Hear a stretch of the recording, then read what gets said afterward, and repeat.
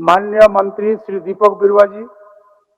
माननीय अध्यक्ष महोदय, झारखंड आंदोलन के जननायक आदरणीय दिसम गुरु शिबू सोरेन जी हमारे आदिवासी, मूलवासी, किसान, मजदूर, शोषित वर्ग के अधिकारों, सम्मान और स्वाभिमान की रक्षा हेतु तथा अलग राज्य की लड़ाई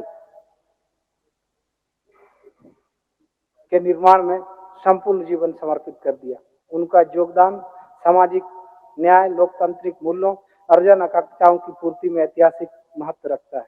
वह केवल एक राजनीतिक नेता नहीं थे, बल्कि एक विचार और आंदोलन थे। उनके अथक संघर्ष और त्याग ने हमें एक नया राज्य और नई पहचान दी। माननीय अध्यक्ष महोदय, ऐसे जननायक को राष्ट्रीय स्तर पर सर्वोच्च नागरिक सम्मान भारत रत्न प्रदान करना उनके प्रति सच्ची श्रद्धांजलि होगी। माननीय अध्यक्ष महोदय,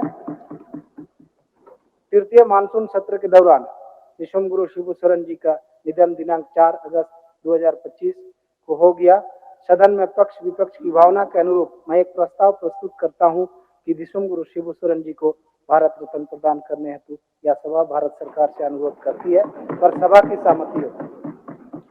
बाबूलाल जी।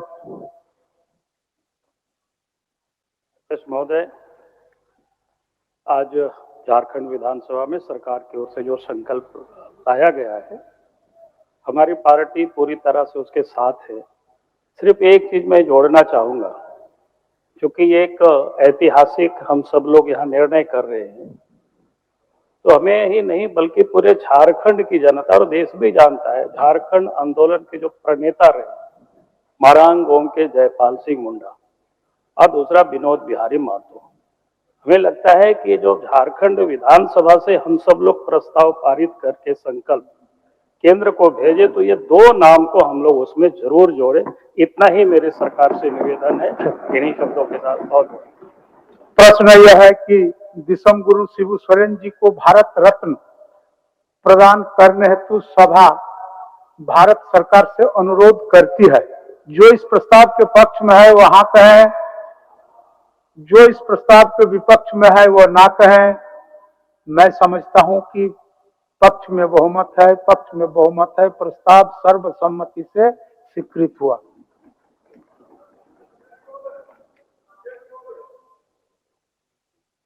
सर्वसम्मत से यह प्रस्ताव, हमें लगता है कि इससे उपयुक्त कुछ हो नहीं सकता। इस पर काफी चर्चाएं हुई है और एक एक लोग सहमत है, लेकिन एक जो विशेष और आग्रह है पूरे विधानसभा का कि यहाँ मूर्ति लगे आदरणीय दिसम गुरु शिबू सोरेन का, सिद्धो कान्हू का और बाबा साहब भीमराव अम्बेडकर का। पहले पाली में आपका आ गया, तो इसकी भी घोषणा करनी चाहिए। ठीक है, पहले पाली में तो ये आ गया है। नागेंद्र महतो।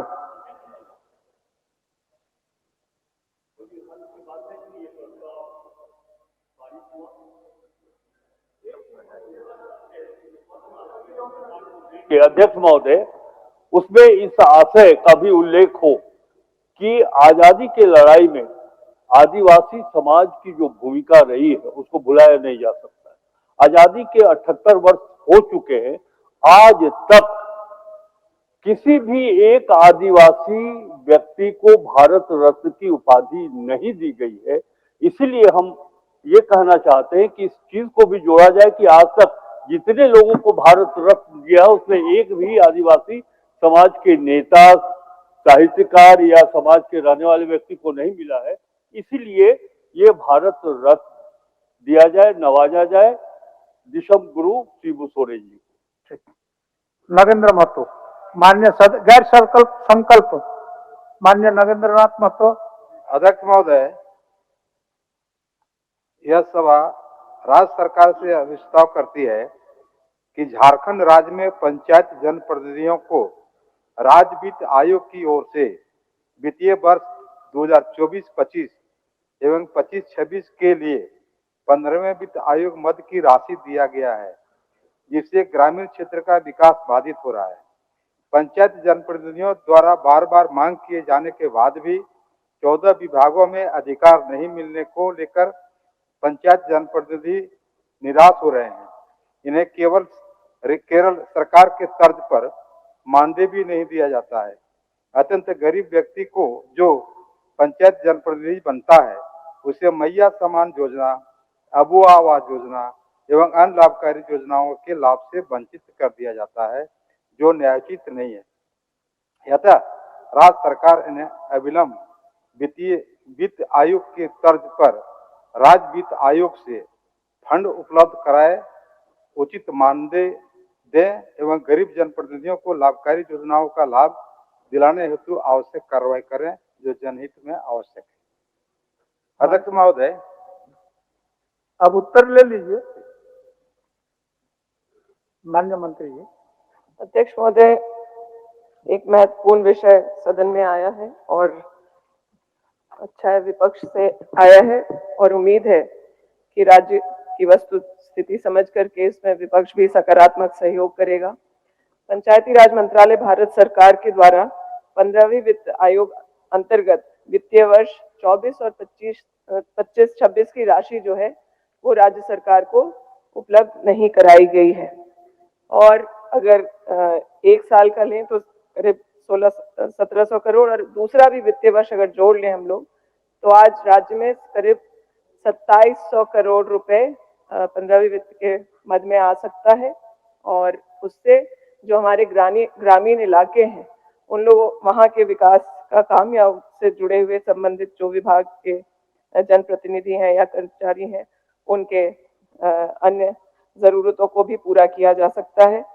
राज्य की तरफ से तमाम जो जरूरी प्रक्रिया थी वो पूरी कर दी गई है। आप सब लोग को भी याद होगा कि पिछले बजट सत्र के समय जो स्टेट फाइनेंस कमीशन के द्वारा एक्शन टेकन रिपोर्ट सबमिट करना था वो विधानसभा के पटल पे भी लाया गया है, सबमिटेड है, ऑडिट पूर्ण कराया गया है, ग्रांट ट्रांसफर सर्टिफिकेट राज्य सरकार ने उसको पूरा किया है।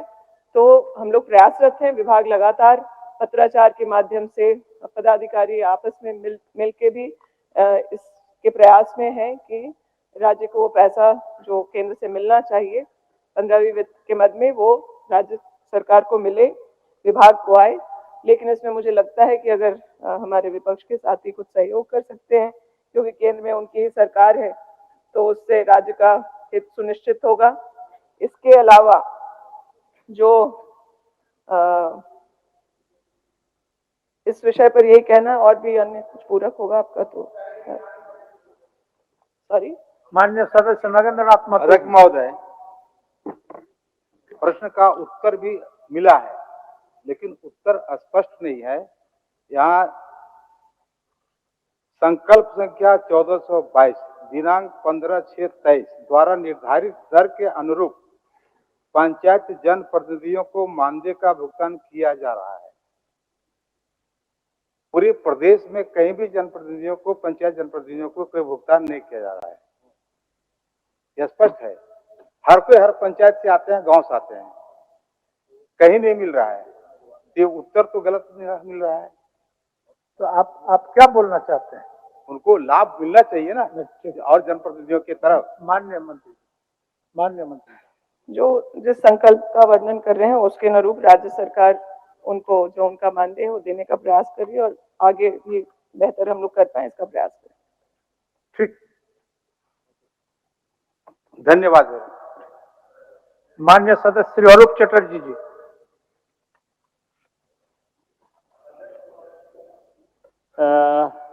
ये सभा राज्य सरकार से अविश्वास करती है।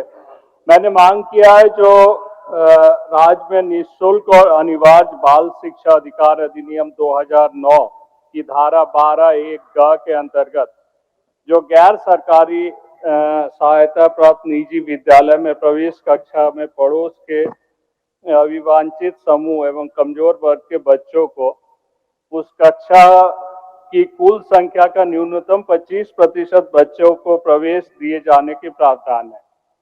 इसमें राज्य सरकार की नियम है जो उनकी वार्षिक आय 72,000 से कम होनी चाहिए। अध्यक्ष महोदय, ये नियम 16/2/2016 को लागू की गई थी और 2016 से 2025 तक 9 वर्षों में कम से कम 50% मिनिमम वेजेस की वृद्धि हुई है। लोगों की आय में काफी वृद्धि हुई है। तो कोई भी अंचल अधिकारी 72,000 से कम की आय प्रमाण पत्र नहीं देने चाहते, जिसके कारण जो वो जो बीपीएलई सीट है 25%, वो कभी भी नहीं भरती है। तो इस 72,000 की सीमा को हमको लगता है सरकार को इसको पार करनी चाहिए, इसको आगे बढ़ाना चाहिए। माननीय मंत्री जी। मान्यवर, बहुत सरकार ने अपने वक्तव्य में बड़ा सुस्पष्ट लिखा है, लेकिन माननीय सदस्य के तर्कों से मैं भी सहमत हूं कि 2016 के जो आर्थिक सूचकांक थे राज्य के और 2025 के जो आर्थिक सूचकांक हैं, उनके आधार पर न्यूनतम आय का एक दर निर्धारण होना चाहिए। मैं आपके माध्यम से माननीय सदस्य को आश्वस्त करता हूं कि अन्य राज्यों में न्यूनतम आय की अर्हता का अध्ययन करते हुए झारखंड के परिप्रेक्ष्य में उचित निर्णय लेने का हम लोग प्रयास करेंगे। धन्यवाद। एक समय सीमा बांध दे ताकि अगले कम से कम सेशन से चालू होने से पहले बच्चे अपने एडमिशन करवा सकें। समय सीमा दे सकती है। प्रयास इस बात का रहेगा कि बच्चों को अगले सेशन में लाभ दे सके। धन्यवाद। माननीय सदस्य प्रदीप प्रसाद जी। प्रदीप प्रसाद जी।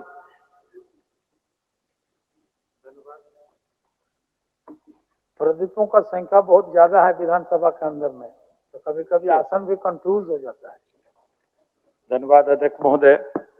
आज जिस विषय में मैं खड़ा हुआ हूं, जल जमाव की स्थिति को लेके, तो अध्यक्ष महोदय मैं यही कहना चाहूंगा कि ये झारखंड के लिए बहुत ही छवि खराब आने वाली चीज है।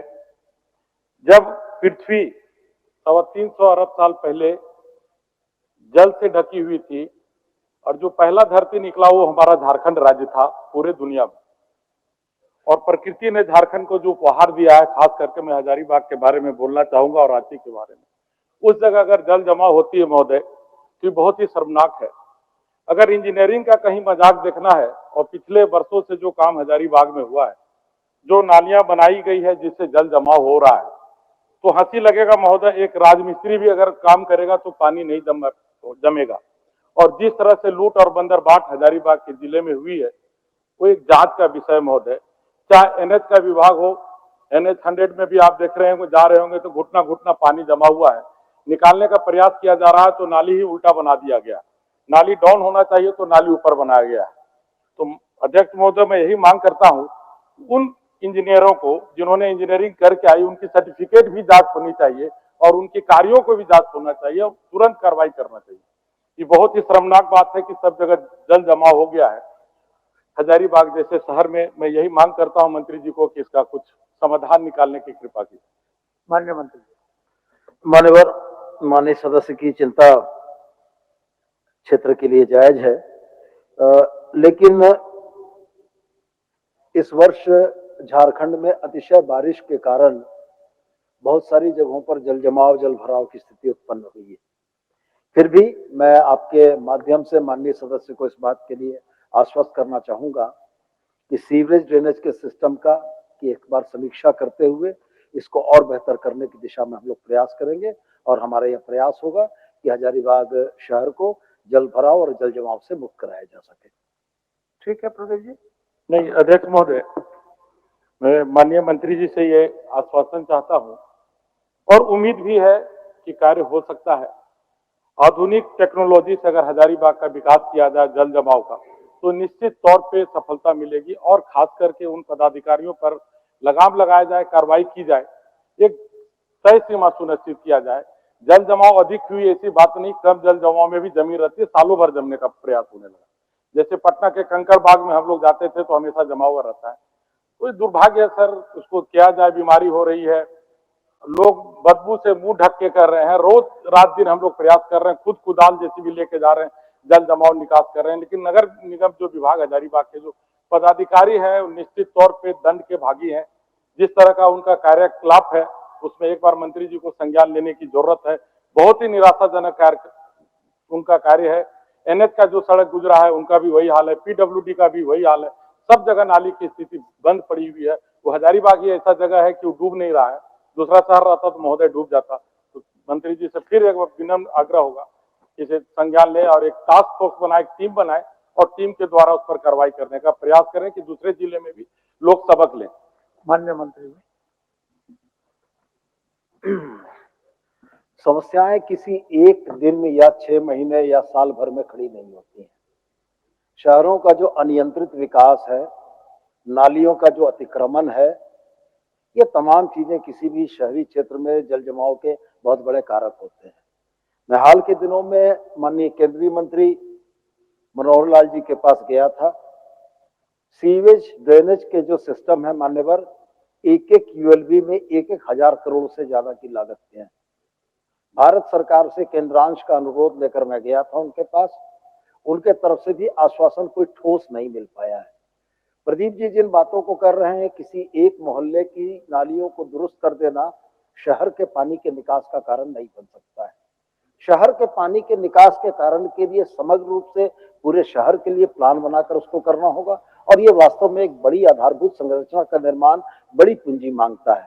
तो मैं उनसे यही आग्रह करूंगा कि हम लोग उन पिन पॉइंट्स को, उन जगहों को पॉइंट आउट करेंगे जिसके चलते ये तत्काल ये समस्या खड़ी हुई है, इसका समाधान करते हैं। और मेरा प्रयास निश्चित रूप से न सिर्फ हजारीबाग बल्कि हमारे राज्य की 49 यूएलबीज के लिए है, जहां पर हम सीवेज और ड्रेनेज सिस्टम ऐसा कर सकें कि ये जल जमाव और जल भराव की समस्या का समाधान हो सके। सर, लास्ट में एक निवेदन यही होगा, पूर्व का भी थोड़ा जांच कराया जाए। बहुत बंदर बाट और लूट हुआ है महोदय, जिस तरह से वहां लूट हुआ है ड्रेनेज सिस्टम में, उसको एक बार पुनः जांच कराने का प्रयास करें। और नया जो आधुनिकरण से आप ड्रेनेज सिस्टम बनाए, उसका कुछ प्रयास किया जाए। बस इतना ही कहकर समाप्त। माननीय प्रदीप जी जिस क्षेत्र से जीत कर आते हैं, उस क्षेत्र के सांसद और विधायक हमेशा इन्हीं के पार्टी के रहते हैं। अब ये इतना बड़ा दुर्भाग्य है कि इनके कार्यकाल में ये सारी चीजें हो गई। इनके पहले विधायक भी इन्हीं के पार्टी के थे, सांसद भी इन्हीं के पार्टी के थे। तो चलिए, समग्र रूप से प्रश्नों का उत्तर नहीं हो सकता है। आप पिन पॉइंटेड बात करें कि फलानी जगह अनियमितता है, मैं निश्चित जांच कराऊंगा और दोषी पदाधिकारियों को दंडित करूंगा। ठीक है, एक लाइन बोलना चाहते हैं। सदन में बार बार बात उठता है, हम नया सदस्य हैं, थोड़ा कुछ गलती हो जाए तो माफी चाहते हैं। अगर पूर्व में अगर भारतीय जनता पार्टी से मैं हूं और भारतीय जनता पार्टी के कोई गलत कार्य किए हैं, तो उस पर पर्दा डालना मेरा काम नहीं। अगर जेएमएम में आप खैर जेएमएम के कोई लोग गलत काम किए तो वो भी पर्दा आप न डालें। बार बार होता है कि पूर्व के अधिकारी कोई गलत काम किए हैं, तो अगर भाजपा के सरकार में हुई तो दोष नहीं मरिए, उससे भी आप सजा दीजिए, और अगर जेएमएम में हुआ तो उससे भी सजा दीजिए। राज्य को आगे बढ़ाइए, हम लोग सबसे पीछे हो रहे हैं। माननीय सदस्य श्री सरजू राय जी। महोदय, सरकार का उत्तर मिला है, उत्तर संतोषजनक है। केवल मैं इतना ही आग्रह करना चाहता हूं, जो सरकार ने उत्तर दिया है उसका समय पर सही क्रियान्वयन हो जाए। एक बार सदन में माननीय मंत्री जी आश्वस्त कर दें, और यदि निर्धारित तिथि को क्रियान्वयन नहीं होता है तो सरकार क्या कार्रवाई करेगी? माननीय मंत्री जी।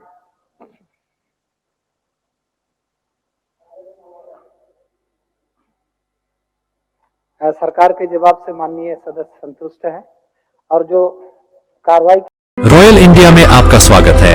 भारत के सबसे विश्वसनीय सोलर मोटर पंप और एमपीपीटी कंट्रोलर निर्माता रॉयल इंडिया का high performance movable trolley solar water pumping system प्रस्तुत है। बेहतर दक्षता के लिए डिजाइन किया गया और आसानी से ले जाने योग्य, सरकारी परियोजनाओं के लिए अनुमोदित, देश भर के कॉन्ट्रैक्टर्स और एजेंसियों की पहली पसंद, एमएनआरई द्वारा अनुमोदित, कुल प्रमाणित, उद्योग मानकों के अनुरूप स्वदेशी उत्पाद। सार्थक ऊर्जा समाधान के लिए हमारे साथ साझेदारी करें। आज ही संपर्क करें।